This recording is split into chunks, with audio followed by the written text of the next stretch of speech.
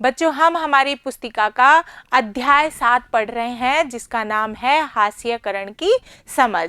और बच्चों ये जो अध्याय है ये हमारी इकाई 4 का भाग है। इसके तहत हम अध्याय 7 और 8 पढ़ने वाले हैं। अध्याय 7 की जो हास्यकरण की समझ है, इस अध्याय को हमने 2 भागों के अंतर्गत पूरा पढ़ चुके हैं हम। यानी हमने क्या जाना है इसमें कि जो हास्यकरण है वो क्या होता है और किन किन समुदायों के तहत हास्यकरण की समस्या उत्पन्न हो रही है। तो बच्चों आज हम इस भाग के तहत इस अध्याय के जो महत्वपूर्ण प्रश्न हैं उनको हल करने वाले हैं। तो जल्दी से अपने कॉपी पेन लेके एक एक प्रश्न के उत्तर को अच्छे तरीके से लिखिए और उसका अभ्यास कीजिए। अगर ऐसा होता है कि आप इन प्रश्नों को पूरी तरीके से इनके उत्तर को नहीं लिख पा रहे हैं तो आप वीडियो को पॉज करके और फिर आसानी से उस उत्तर को अपनी कॉपी में नोट कर सकते हैं। तो चलिए शुरू करते हैं। सबसे पहले हम पहला प्रश्न लेते हैं। हास्यकरण शब्द से आप क्या समझते हैं? अपने शब्दों में 2-3 वाक्य लिखिए। प्रश्न पूछ रहा है कि हास्यकरण क्या होता है। हास्यकरण जो शब्द है उससे आशय होता है वह समुदाय जो समाज की मुख्य धारा से अलग किनारे या फिर हाशिए पर धकेल दिया गया हो। ऐसा समुदाय समाज के केंद्र में नहीं होता तथा उसे इस तरह की बेदखली का एहसास रहता है। बच्चों हास्यकरण को एक बार आप दोबारा से हमने जो एक पेपर की हमारे पेज की हमने एक उदाहरण लिया था कि जिस तरीके से पेज के अंदर ये वाला हिस्सा होता है इसमें हम लिखते नहीं है, ये हास्य कहलाता है। इसी तरीके से समाज के वो लोग जो इस मुख्य भूमिका में नहीं होते हैं बल्कि किनारे पे खिसका दिए जाते हैं, यानी कि समाज के जितने भी कार्य होते हैं उनसे उनको बेदखल कर दिया जाता है, उनको समाज से काट दिया जाता है, उसी को हाशिया समुदाय कहा जाता है और इस पूरी प्रक्रिया को हास्यकरण कहा जाता है। चलिए दूसरा प्रश्न लेते हैं। आदिवासी लगातार हाशिए पर क्यों खिसकते जा रहे हैं? 2 कारण बताइए। आदिवासियों के बारे में बताना है कि ऐसे क्या कारण है जिससे आदिवासी हाशिए पर खिसकते जा रहे हैं। बच्चों ये एक निबंधात्मक प्रश्न है, थोड़ा बड़ा है, तो इसका हम पहला कारण देखते हैं कि 200 सालों में आए आर्थिक बदलाव, वन नीतियां और राज्य और निजी उद्योगों के राजनीतिक दबाव के कारण की वजह से इन लोगों को जंगलों से विस्थापित कर दिया गया है, यानी कि जंगलों से इन्हें बाहर निकाल दिया गया है। अब ये क्या है, बागानों में, निर्माण स्थलों में, उद्योगों में और घरों में नौकरी करने के लिए इनको धकेला जा रहा है। यानी कि जो इनकी जमीन है उसको तो राजनीतिक ताकतों ने, उद्योग धंधों वालों ने या फिर अभ्यारण्य बनाने के लिए जो जमीन थी इनकी जंगलों की वो तो इनसे छीन ली गई है और इनको कहाँ धकेल दिया है, बाकी जो शहरों की तरफ इनको धकेल दिया गया है, जिससे ये छोटे मोटे कार्य करके अपनी जीविका का पालन कर रहे हैं। दूसरा इसका कारण है बच्चों, आदिवासी हाशिए की तरफ इसलिए जा रहे हैं क्योंकि जब आदिवासियों को उनकी जमीन से हटाया जाता है तो उनकी आय के जो स्रोत होते हैं के अलावा वे अपनी परंपराओं और रीति रिवाजों को भी गंवा देते हैं जो उनके जीने और अस्तित्व के स्रोत होते हैं। इन कारणों से आदिवासी लगातार हाशिए पे खिसकते जा रहे हैं, यानी कि उनकी संस्कृति भी धूमिल हो रही है और उनके आय के स्रोत हैं वो भी छीन लिए गए हैं। तो इन दोनों कारणों से आदिवासी हाशिए की तरफ खिसकते जा रहे हैं। तीसरा प्रश्न है बच्चों, आप अल्पसंख्यक समुदायों की सुरक्षा के लिए संवैधानिक सुविधाओं को क्यों महत्वपूर्ण मानते हैं? इसका एक कारण बताइए। प्रश्न क्या पूछ रहा है बच्चों, समझने का प्रयास कीजिए। सबसे पहले तो प्रश्न पूछ रहा है जो अल्पसंख्यक समुदाय हैं, यानी कि अल्पसंख्यक समुदाय की सुरक्षा के लिए संवैधानिक सुरक्षा को क्यों महत्वपूर्ण मानते हैं, यानी किसकी बात पूछनी है कि जो संवैधानिक सुरक्षा दी गई है उसका हमें महत्व लिखना है और उसका एक कारण बताना है। अल्पसंख्यक समुदायों को बहुसंख्यक समुदाय के सांस्कृतिक वर्चस्व की आशंका से बचाने के लिए संवैधानिक सुरक्षा प्रावधानों का होना अति आवश्यक है। सांस्कृतिक वर्चस्व किनका? बहुसंख्यक समुदायों का। यानी हमने पढ़ा था जो बहुसंख्यक समुदाय है उनकी ताकत भी ज़्यादा होती है, संख्या ज़्यादा होती है, इसलिए उनकी जो संस्कृति का प्रभाव होता है वो सरकार पर की अभिव्यक्ति में, शासन की अभिव्यक्ति में अधिक नज़र आता है। इसलिए समाज के जितने भी कार्य होते हैं उन पे बहुसंख्यक समुदायों की सांस्कृतिक स्थिति का, सांस्कृतिक अभिव्यक्ति का प्रभाव अधिक होता है। तो इस वर्चस्व को बचाने के लिए संवैधानिक जो उपाय किए जाते हैं, जो सुरक्षात्मक प्रावधान किए जाते हैं वो जरूरी होते हैं। ये प्रावधान उन्हें भेदभाव और नुकसान की आशंका से भी बचाते हैं। साथ ही हमने देखा था कि जो अल्पसंख्यक होते हैं उनके साथ समाज में जो भेदभाव हो रहा होता है उससे, और साथ में ही उनको जो सुरक्षा की भावना होती है वो प्रदान करने के लिए भी संवैधानिक सुरक्षात्मक प्रावधान जरूरी होते हैं। चौथा प्रश्न है, अल्पसंख्यक शब्द से आप क्या समझते हैं? प्रश्न बिल्कुल आसान सा है। अल्पसंख्यक शब्द का आपको व्याख्या करनी है। अल्पसंख्यक शब्द आमतौर पर ऐसे समुदायों के लिए इस्तेमाल किया जाता है जो संख्या की दृष्टि से बाकी आबादी के मुकाबले बहुत कम होते हैं, जो जिनकी संख्या हमारे समाज की बाकी लोगों की बजाय क्या होती है? कम होती है। जैसे भाषाई और धार्मिक अल्पसंख्यक, हमने पढ़ा था हमारे देश में दो प्रकार के अल्पसंख्यकों का जिक्र हुआ है, भाषा और धर्म के आधार पर। और धर्म के आधार पर हमने 6 प्रकार के जो धर्म के अल्पसंख्यकों के बारे में हमने पूर्व के भाग में पढ़ा है। लेकिन अल्पसंख्यक की अवधारणा केवल संख्या तक ही सीमित नहीं है, बल्कि इसमें सत्ता, संसाधनों तक की पहुंच के मुद्दे और सामाजिक और सांस्कृतिक आयाम भी जुड़े हुए हैं। यानी संख्या कम होने से ही अल्पसंख्यक नहीं होता, बल्कि ऐसा भी होता है कि उनकी जो सामाजिक संस्कृति होती है वो भिन्न होती है, उसके कारण भी उनको अल्पसंख्यक मान लिया जाता है। साथ ही सत्ता और संसाधनों का जो उपयोग होता है वो भी कम किया जाता है, यानी कि सत्ता में उन लोगों की पहुंच कम होती है, संसाधनों का उपयोग उनके द्वारा कम किया जाता है। तो ऐसे पूरे समूह को अल्पसंख्यक कहा जाता है। 5वां प्रश्न है, आप एक बहस में हिस्सा ले रहे हैं। यहाँ आपको इस बयान के समर्थन में तर्क देने हैं कि मुसलमान एक हाशियाई समुदाय है। इस अध्याय में दी गई जानकारियों के आधार पर 2 तर्क पेश कीजिए। यहाँ पर आपको तर्क किस पे देना है कि जो मुसलमान है वो हाशियाई समुदाय है, इस पे हमें तर्क देना है। तो हम देखते हैं, पहला जो तर्क देते हैं कि भारत में मुसलमान एक हाशियाई समुदाय है। क्यों? क्योंकि दूसरे समुदायों के मुकाबले उसे सामाजिक आर्थिक विकास में उतना लाभ नहीं मिल रहा हुआ है। मूलभूत सुविधाएं, साक्षरता और सरकारी नौकरियों की दृष्टि से मुसलमानों का प्रतिशत अन्य समुदायों की तुलना में काफ़ी कम है। 2011 की जनगणना के अनुसार मुसलमानों में जो साक्षरता है वो केवल 57% है। वहाँ पर हिंदुओं की साक्षरता, ईसाई, सिख और बौद्ध जैन धर्मावलंबियों की साक्षरता 63, 74%, 67%, 71% और 86% है। यानी कि बाकी धर्मों के अलावा जो मुस्लिम धर्म है उसमें सबसे कम साक्षरता दर है, 57% ही है बच्चों। तो पहला तो कारण ये हो गया कि मुस्लिम समुदाय है जो हाशिए पर इस साक्षरता यानी शिक्षा की कमी से है, यानी कि उसका हाशियाकरण हो रहा है, जो मुसलमानों की साक्षरता प्रतिशत से काफ़ी अधिक है। सरकारी नौकरियों में भी मुसलमानों का प्रतिशत काफ़ी कम है। भारत में मुसलमानों की जनसंख्या कुल जनसंख्या का 14.2% है, लेकिन सरकारी नौकरियों में मुसलमानों की संख्या इससे काफ़ी कम है। 2006 के आंकड़ों के अनुसार विभिन्न क्षेत्रों में 2.2 से 10.8% के बीच ही है। इससे स्पष्ट होता है कि मुसलमान विकास के विभिन्न संकेतकों में पिछड़े हुए हैं।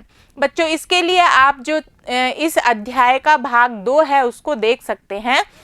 जिसके तहत हमने मुस्लिम जो समुदाय है उसकी विभिन्न सारणियों के माध्यम से उनका आर्थिक, सामाजिक और शैक्षिक पिछड़ेपन को हमने जाना है। और हमने सच्चर कमेटी की जो रिपोर्ट थी उसके आधार पर भी ये देखा था कि मुस्लिम लोगों को जो नौकरी में है, जो उच्च श्रेणी की नौकरियां होती है आईएएस, आईएफएस और आईपीएस में, और बैंकों के अंदर उनमें उनका प्रतिशत कितना कम है। तो उन सारणियों का आप पुनः एक बार अध्ययन कीजिए और उसके आधार पर इस प्रश्न को और भी अच्छे तरीके से आप लिख सकते हैं।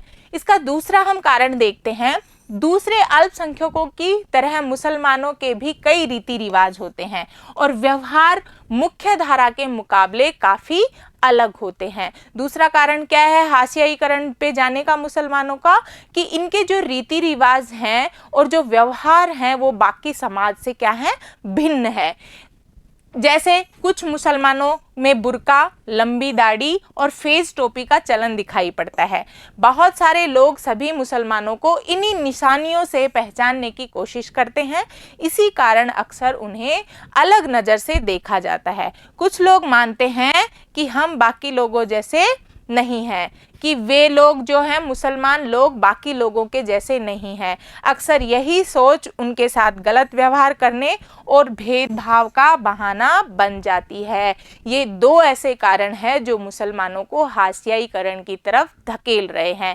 पहला तो सामाजिक, सांस्कृतिक और शैक्षिक रूप से पिछड़ापन, और दूसरा उनकी रीति रिवाज और उनकी वेशभूषा और उनके व्यवहार का बाकी समाज से अलग होना। छठा प्रश्न है बच्चों, कल्पना कीजिए कि आप टेलीविजन पर 26 जनवरी की परेड देख रहे हैं।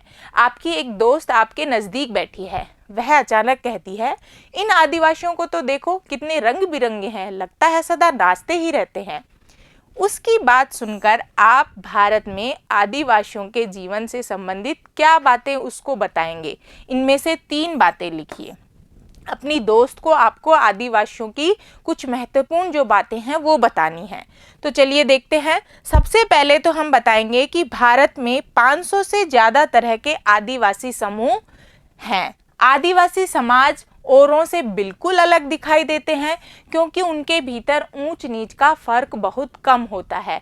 इसी वजह से ये समुदाय जाति वर्ण पर आधारित समुदायों या राजाओं के शासन में रहने वाले समुदायों से बिल्कुल अलग होते हैं। पहली बात तो हम ये बताएंगे। दूसरी, आदिवासियों के बहुत सारे जनजातीय धर्म होते हैं। इनके धर्म इस्लाम, हिंदू, ईसाई आदि धर्मों से बिल्कुल अलग हैं। वे प्राय अपने पुरखों की गांव और प्रकृति की उपासना करते हैं। प्रकृति से जुड़ी आत्माओं में पर्वत, नदी, पशु आदि की आत्माएं हैं। ग्राम आत्माओं की अक्सर गांवों की सीमा के भीतर निर्धारित पवित्र लता कुंजों में पूजा की जाती है, जबकि पुरखों की उपासना घर में ही की जाती है। दूसरी बात हम बताएंगे कि आदिवासी लोग जो हैं वो धर्म किस तरीके का मानते हैं। तीसरी बात हम बताएंगे कि आदिवासियों की अपनी भाषाएं रही हैं, उनमें से ज़्यादातर संस्कृत से बिल्कुल अलग है और संभवतः उतनी ही पुरानी है। तीसरी बात हम आदिवासियों की भाषा के संबंध में अपनी दोस्त को बताएंगे।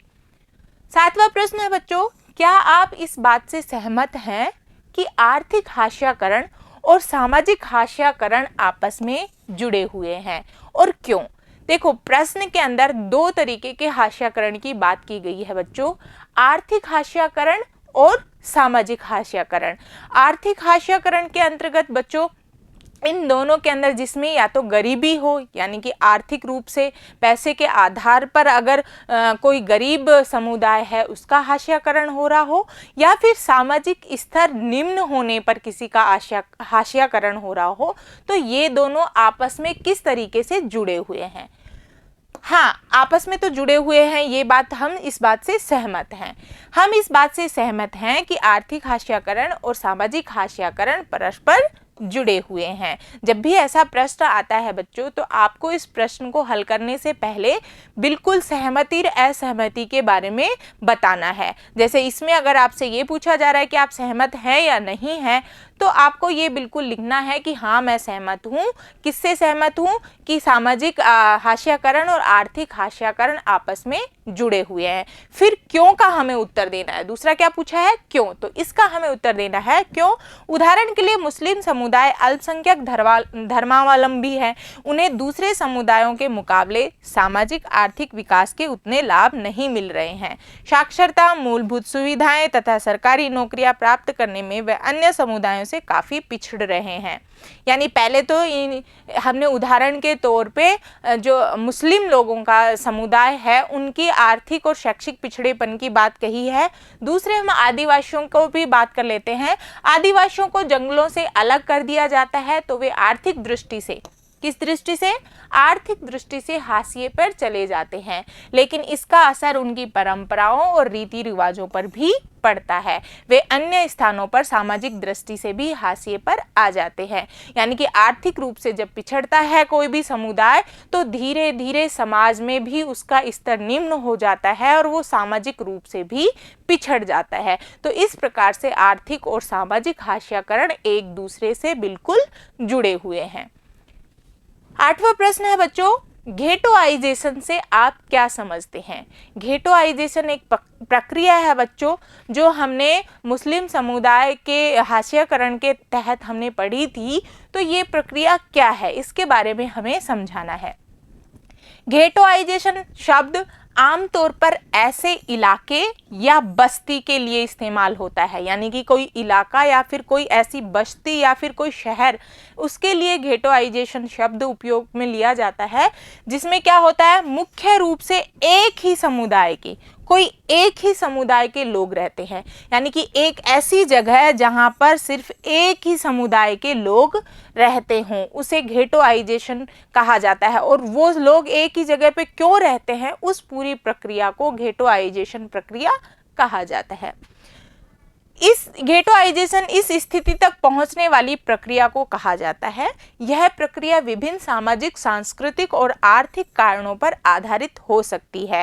यानी कि इस प्रक्रिया में आने, घेटोआइजेशन प्रक्रिया में आने के कारण क्या हो सकते हैं, सामाजिक कारण भी हो सकते हैं, यानी समाज में पिछड़ापन हो सकता है। सांस्कृतिक कारण भी हो सकते हैं, यानी कि संस्कृति एकदम भिन्न होती है तो भी लोग एक जगह पे रहने की कोशिश करते हैं। और आर्थिक कारण, यानी कि अपनी आय को बढ़ाने के लिए, धन प्राप्ति के लिए, व्यवसाय खोलने के लिए भी लोग एक जगह पर रहने की कोशिश करते हैं। भय या दुश्मनी भी इस समुदाय को एकजुट होने के लिए मजबूर कर सकती है। और चौथा क्या हो सकता है कि या वो लोग असुरक्षित होते हैं जो लोग, तो इसलिए वो अपने ही समुदाय के साथ में रहना ज़्यादा पसंद करते हैं, क्योंकि अपने समुदाय के लोगों के बीच रहने पर उन्हें ज़्यादा राहत मिलती है। इस समुदाय के पास आमतौर पर वहां से निकल पाने के ज़्यादा विकल्प नहीं होते, जिसके कारण ये शेष समाज से क्या हो जाते हैं, कटते चले जाते हैं। और इस पूरी प्रक्रिया को कहा जाता है घेटोआइजेशन।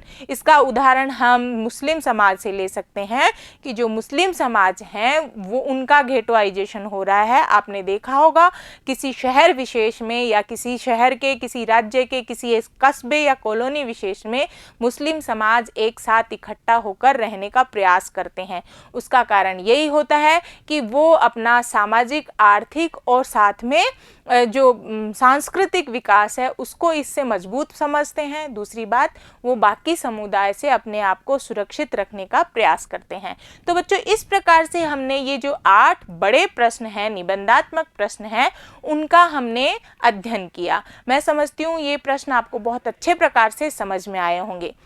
तो इस प्रकार से बच्चों हमारा जो 7वां अध्याय है हाशियाकरण की समझ, वो पूरा होता है। इससे आगे हम अध्याय में क्या पढ़ेंगे कि जो ये हाशियाकरण हो रहा है उससे निपटा कैसे जा सकता है, यानी कि सरकार के द्वारा, संविधान के माध्यम से, ये आम जनता के द्वारा कौन कौन से प्रयास किए जाने चाहिए या प्रयास किए जा रहे हैं, जिनके माध्यम से, जिन कानूनों के माध्यम से क्या किया जा सकता है, ये जो हाशियाकरण की तरफ जो समुदाय हैं उन समुदायों की हम रक्षा कर सकते हैं, साथ में उनको समाज के बाकी लोगों के समानता का अवसर भी प्रदान करते हैं। तो ये सब हम पढ़ेंगे अगले अध्याय में।